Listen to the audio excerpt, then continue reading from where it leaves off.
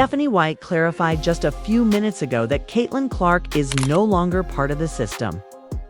In her discussion about Kayla Clark actually learning this new method, I get the impression that she is pressuring her to do so. It's not nice to hear that Stephanie White will be revealed as a coach who is dishonest. So you can't come in here and attempt to change Caitlin Clark. Numerous elements are involved. But I'm focusing on her happiness specifically because I want her to be happy. You see, even if the system may still be very comparable, it's a different group and things are moving fast. Additionally, meshing isn't always successful. I think we've observed that everything revolves around Caitlin Clark. She is the star, the needle, and the box office. The WNBA's Rookie of the Year award goes to her. Leave a 100% affirmative remark below if you believe Caitlin should remain. The system, the emphasis, and the future. This rookie is being shunted to the side of her own offense despite the fact that she is packing arenas, smashing records, and carrying the club. The most well-liked female player in the WNBA is Caitlin Clark. Not only is this change important, it's a mistake. She went on a full media tour because fans believed the Indiana Fever would construct everything around her after she was drafted. Is anyone familiar with Stephanie White's preseason media tour? Everything was discussed, including the attack, tempo, and culture. However, Stephanie White, the head coach, is now making a completely different statement. I get the impression that she is forcing Kayla Clark to learn this new offensive when she talks about her truly mastering this new system. There are many variables that go into it, and I'm talking about being personally happy because I want her to be personally happy. Listen to what she had to say. Go into it. You know, it's a different group and something is happening fast. And sometimes it works and sometimes it doesn't, even though the system may still be quite similar. There are a lot of factors that go into Caitlin, and I think we've seen that transition is already noticeable on the court. White has said in interviews that she isn't shy with her coaching method. And after the game, she told reporters that she wants to take back the Fever's game's discipline, structure, and patience. But in doing so, it's making Caitlin Clark play in a box that we won't peek in too soon. Although that is a positive development, I don't believe it justifies everyone playing consecutive games, which is a category she has never fit into. Iowa's high-Q, fast-paced, spacing-heavy approach is no longer what she wants. To Kayla Clark is spending more and more time off the ball being utilized as a decoy or a spot-up shooter rather than playing WNBA because Stephanie White is over her head, and fans aren't the only ones who notice that they're dissatisfied with everything that has been going on with her. She hopes they become the WNBA of the future. This is WNBA ball, the old-fashioned way, slow and methodical, as one expert put it, puke ball. You don't take the best offensive talent in women's basketball and tell her to wait her turn. One creator put it best. Rather than driving the pace, creating off-screens, and playing freely, Caitlin Clark, the offensive engine she was destined to be, is standing at the top of the key, letting plays develop slowly. In actuality, she covers up every flaw in this. Teams such as the lack of organization. Few give her keys and step back, but that isn't taking place. Caitlin's strengths aren't suited for Stephanie White's strategy, which is made for Sun players and seasoned players like Natasha Howard rather than a 22-year-old sensation who feeds on speed, innovation, and mayhem. Although White claims that Caitlin can still be Caitlin, her offense betrays a different reality. Few folks don't want Caitlin to be Caitlin, it seems to me. The squad appears to have a unique identity when Caitlin deviates from the norm and makes decisions while running pick and rolls with Aaliyah Boston driving the pace. However, they suffer from turnovers, bad spacing, and a squandered superstar as soon as they go back to Stephanie White's playbook. Even the dissenting analysts are surprised. Stephanie White is coaching a 2025 athlete with a 2010 mindset. One individual was taken aback and remarked, "You chose Caitlin Clark to be your engine, but now you have her operating as a backup generator." This isn't just a tactical issue, it's a philosophical one. The Fever are falling apart because she is prioritizing structure over spark control, system over instinct, and superstar over structure. Even though we have all the chess pieces, Stephanie White effectively introduces the Connecticut Sun offense to the Indiana Fever, quite different kinds of teams, when she quietly indicates that Caitlin Clark is no longer part of the scheme. We have lost 4 games in a row, had a double-digit lead, and, worst of all, are leaving Caitlin Clark to fend for herself because they are unable to find rhythm in the fourth quarter. But she isn't merely altering her approach, reimagining the franchise's identity. But she may be overlooking the one thing the WNBA already knows: Caitlin Clark is the league's most popular female player and its star player. Stephanie White will be revealed as a coach who failed to assemble the team she inherited until she comes to terms with the fact that the Fever will keep losing games. The Indiana Fever are having a hard time. They are losing games, their rhythm, their identity, and their momentum. The explanation is clear. Without Caitlin in the center, the system's Stephanie White insists on using malfunctions. That group appears to have inherited Kelsey Mitchell, Aaliyah Boston, and Caitlin Clark as well as their potential future. The results are in, and they are devastating. If Stephanie White's intention was to show that her organized offense could succeed without relying on Caitlin Clark, the WNBA is a good place to start because Caitlin Clark thrived there, pushing for tempo-dictated flow and working in a chaotic environment.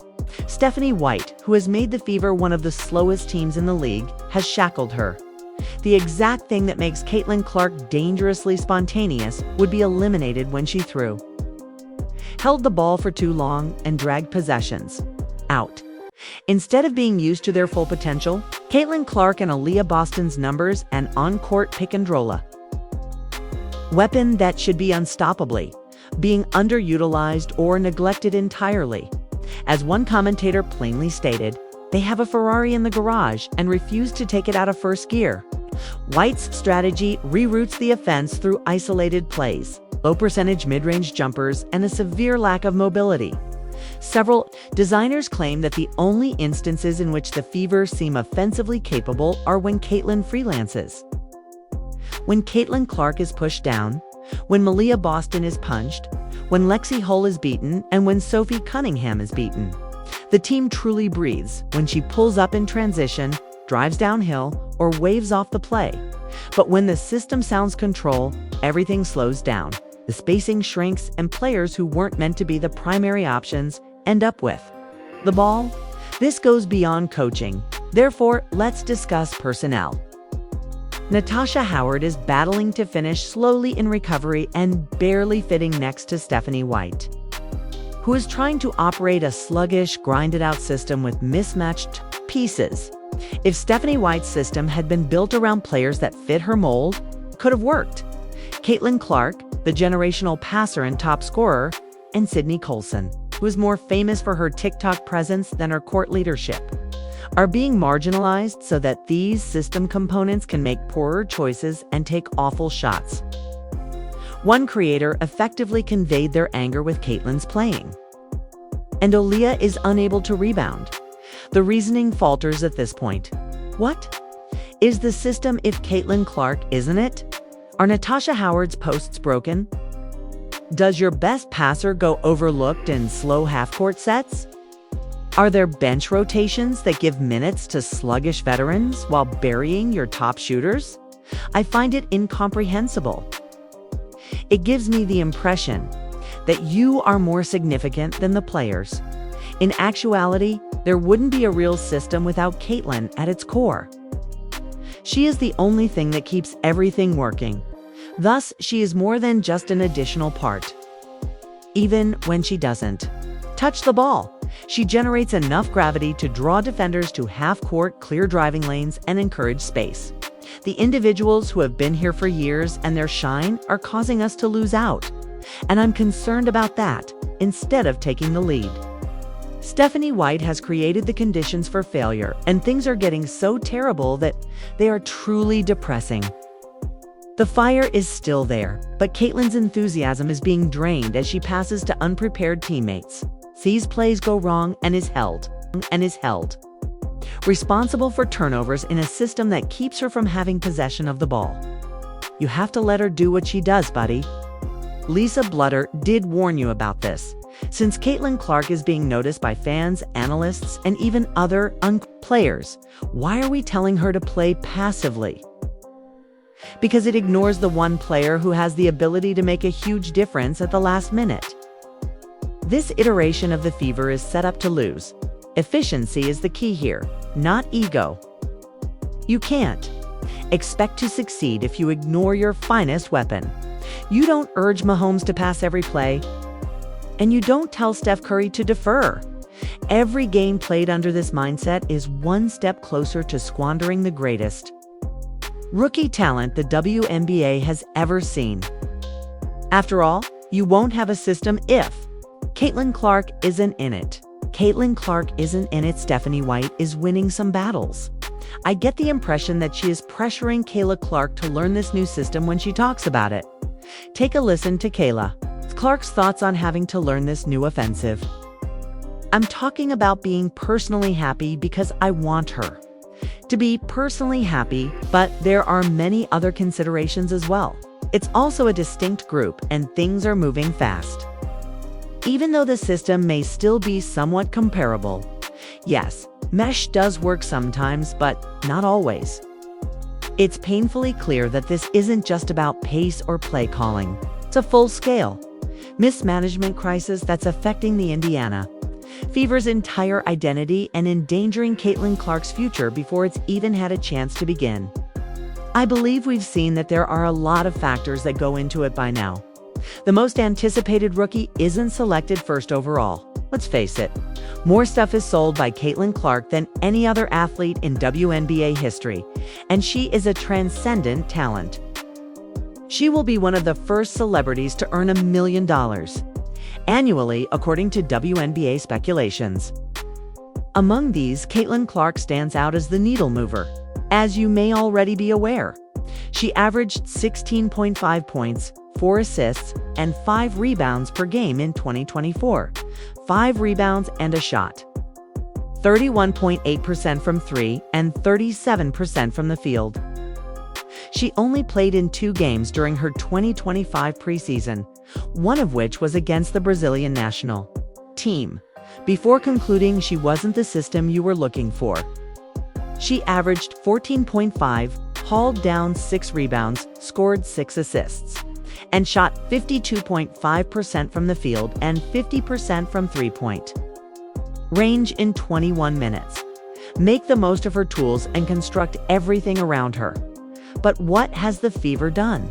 Rather, they have allowed a locker room to fragment. She calls it different islands, surrounded her with veterans who don't fit her style of play. Buried her in a system she doesn't belong in, and, most importantly, they have allowed a generational opportunity to pass them by in the name of structure. Stephanie White's method, Caitlin Clark's approach, and the present WNBA are completely different. Their off-ball movement, fast reads, breaks, space, and shooting are the NBA-style growth that the league desperately needs.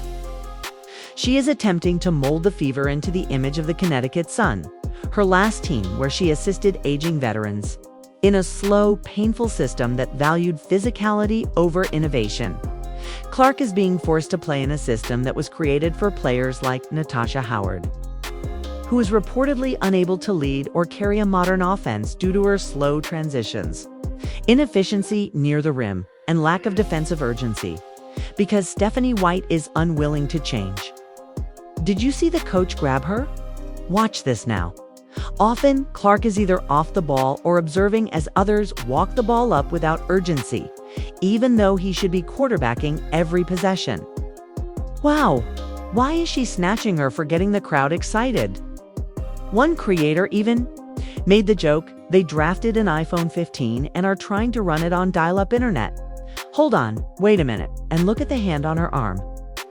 The 2 women in charge of the Fever's front office, Amber Cox and Kelly, have reportedly avoided the spotlight by hiding behind Stephanie White as the criticism mounts.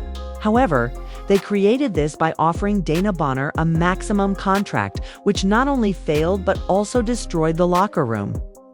And they traded away young, promising talent for senior players who have, while other teams like the Liberty and Aces are drafting smart, bringing in international stars with upside, and drafting athletic role players.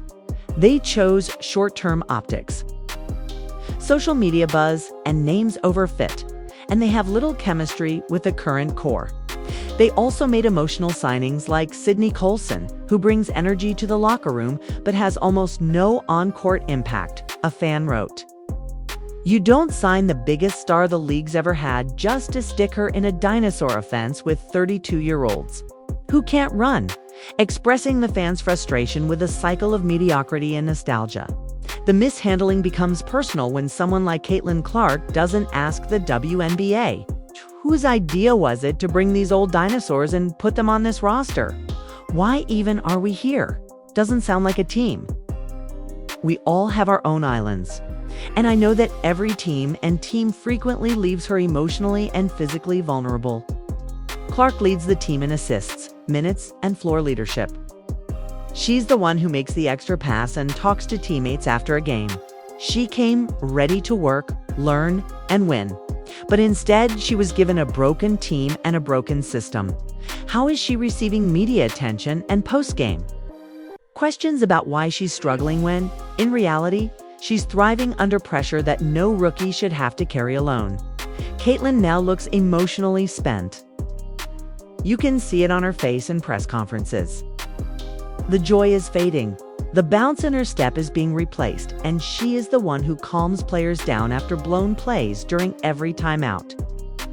Even when she is the one accepting responsibility, I love watching her score, and everything about her seems more bizarre than year one. As one creator put it, they want Caitlin to become a piece of their puzzle. You can't come in here and try to change Caitlin Clark the person, but what they don't understand is that Caitlin is the puzzle built around her. And the creativity that defined her game is being stifled by a system that wants her to blend in. Rather than break free, it's the best day ever. Watching her play here is great news for women's basketball. She signed my jersey, and I'm crying because I'm so happy. Caitlin Clark is the main attraction, the franchise player, and the MVP. If she hadn't been the one running down the court, everything would fall apart. This poor management affects more than just Clark and the Fever. She made casual sports fans care about women's basketball again, and the WNBA saw record-breaking viewership, increased revenue, ticket sales, and media attention. In real time, fans, sponsors, and casual viewers are watching, asking questions. And if the WNBA doesn't step in, or if the Fever doesn't change course, they risk turning a blind eye. How has the league responded to this? Once-in-a-generation marketing. Gift turned into a case study on how to waste a star. This isn't just about one team strategy anymore. It's about protecting the league's future. If Caitlin Clark isn't there, the system is broken. It's not just a basketball problem. It's a culture problem, a leadership problem, a direction problem. And if it's not fixed quickly, the Fever won't just lose games. They'll lose the one thing they should have been. She is the league's face and has nothing but positive things to say about herself as a person. She is so warm and friendly that she can talk to anyone, so she's cut from the same cloth as me in that regard. She was obviously right to shoot the underscore out of it because she was always protecting their identity, fans, and future. When she visited Kansas City, she was very kind to my family and, well, everyone in the suite. We are huge fans of Caitlin Clark, the needle mover, the franchise player, the MVP, and the main attraction. Although she wasn't the one running down the court, she is a rising star in women's basketball and is getting a lot of attention. We Midwesterners tend to welcome everyone with open arms. We've seen that Caitlin Clark is the vision, the spark, the engine, and the moment the Fever stopped building around her. Despite Stephanie White's assertion that she is no longer the system, She is my role model and someone I genuinely look up to. Why do you like Caitlin Clark and she's so good at basketball? Because she's that awesome person who wants to be better than herself. She also has a lot of aura. It's about a team that promised a future and is now struggling in the present. It's about a front office playing it safe while their star plays her heart out. It's about a league that should be protecting its biggest asset rather than watching her fade into frustration. If you believe Caitlin Clark is still the system, or that it's time to stop, then everything started to fall apart. The offense, the chemistry, the confidence, blocking her from realizing her full potential, then promptly give her a perfect score. In the comments section, as this is not just a severe problem but also a warning. If Indiana doesn't change course quickly, they will suffer more than a season's loss. Caitlin.